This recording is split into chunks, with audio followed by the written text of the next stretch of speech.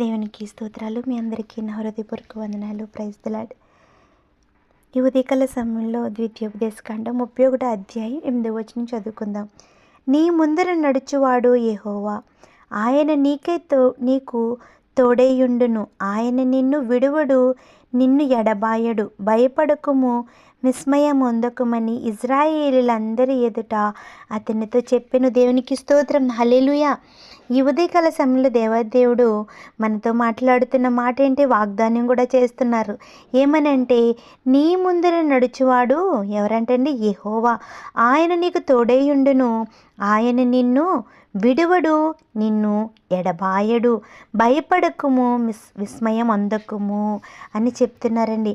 ఉదయకాల సమయంలో ఎంతమంది బిడ్డలు మరి నాతో పాటు మీరు కూడా వింటున్నారు కాబట్టి ఎంతమంది బిడ్డలు అయితే వింటున్నారో వారందరూ మరి ఎటువంటి శోధనలో ఉన్నారో, ఎటువంటి భయాందోళనలో ఉన్నారో, ఎటువంటి ఎన్ని సంఘటనల్లో ఎన్ని పరిస్థితులు ఏం జరుగుతాయో అని విస్మయం అందుతూ ఉన్నారో వారందరికీ దేవాదేవుడు వాగ్దానం చేస్తున్నాడు, మీరు భయపడకండి అని.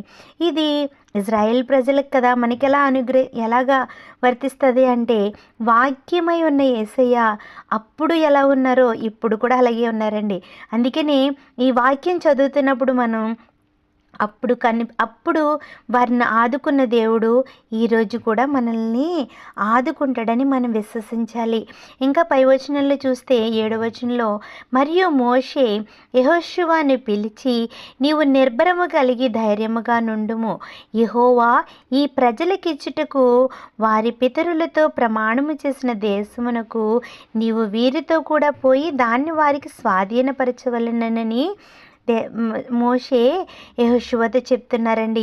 ఎందుకంటే యెహోషువ భయపడుతున్నప్పుడు ఆయన ఏం చెప్తున్నాడంటే, నువ్వు నిర్భరము కలిగి అస్సలు వణక్కుండా ధైర్యంగా ఉండు. ఎందుకంటే యెహోవా తండ్రి ఈ ప్రజలకి ఈ దేశాన్ని ఇస్తానని వారి పితరులకు వాగ్దానం చేశారు కాబట్టి ఇప్పుడు కూడా నెరవేరుస్తాడు.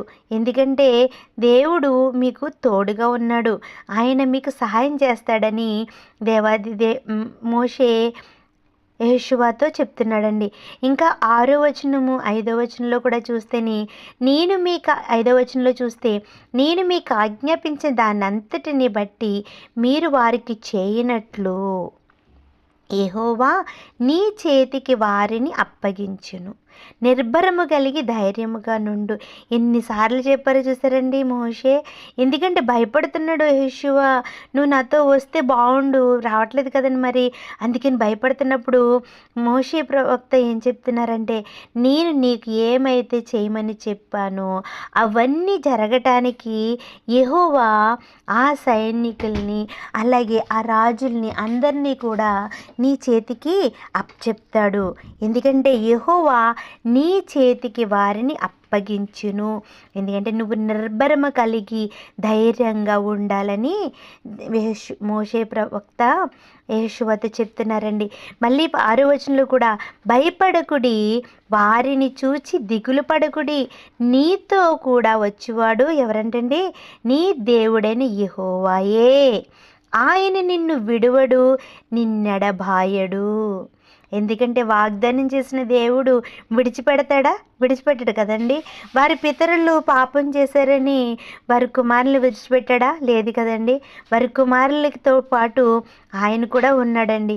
ఆయనతో పాటు వారందరితో కూడా ఉండి వారు ముందు నడుస్తూ వారికున్న అపజయాలన్నిటిని కూడా జయాలుగా వారందరికీ ఇచ్చాడు. అవును కదా. ఆయన ఎప్పుడు నువ్వు నిర్భరం కలిగి ఉండు, ఆయన నిన్ను విడువడు, ఎడబాయుడని అనేక సార్లు ఆయన చెప్పి ఉన్నారు మోషే. అలాగే ఈ దినాన్ని కూడా మనము ఎన్ని బాధల్లో ఉన్నా, ఎన్ని సమస్యల్లో ఉన్నా, ఎన్ని ఇరుకుల్లో ఉన్నా, ఇది అవుతుందా అని భయంకరమైన సమస్యల్లో మనం ఉన్నప్పుడు కూడా దేవాదేవుడు అప్పుడు వాగ్దానం చేసిన దేవుడు ఈరోజు నాతోనూ మీకు కూడా దేవాదేవుడు వాగ్దానం చేస్తున్నాడు. ఎందుకంటే ఆయన వాగ్దానం చేసి మర్చిపోని దేవుడండి. వాగ్దానం చేసి మాట తప్పని దేవుడండి. మాట ఇచ్చాడంటే నెరవేర్చే దేవుడు. మనకి పట్ల ఆయన వాగ్దానం నెరవేర్చాలంటే మనము కూడా ఆయన యందు భయభక్తులు కలిగి ఉండాలి. ఆయన మాట మనం వినేవారుగా ఉండాలి. ఆయన మాటను మనం విన్నప్పుడు ఆయన మనకి తోడుగా ఉంటాడు, మనతో ఉంటాడు, మన ముందు నడుస్తాడు. మనకి అన్నిటిని ఎటువంటి అపజయాలన్నిటిని కూడా మనకి జయాలుగా దేవాది దేవుడు మనకు అనుగ్రహిస్తానని ఈ ఉదయకాల సమయంలో సెలవిస్తున్నాడు. ఎంతమంది బిడ్డలైతే భయపడుతున్నారో, సైన్యం లాంటి ఎంత శోధనలను చూసి భయపడుతున్నారో. ఇప్పుడు చూసి 4వ వచనంలో కూడా చూడండి, అమోరియాల రాజైన సీహోనుకును ఓగుకును వారి దేశమునకును. చూసారండి, ఎంత గొప్ప గొప్ప రాజుల్ని, సైన్యాన్ని కూడా 2 రాజుల్ని నశింపచేశారు యెహోవా తండ్రి.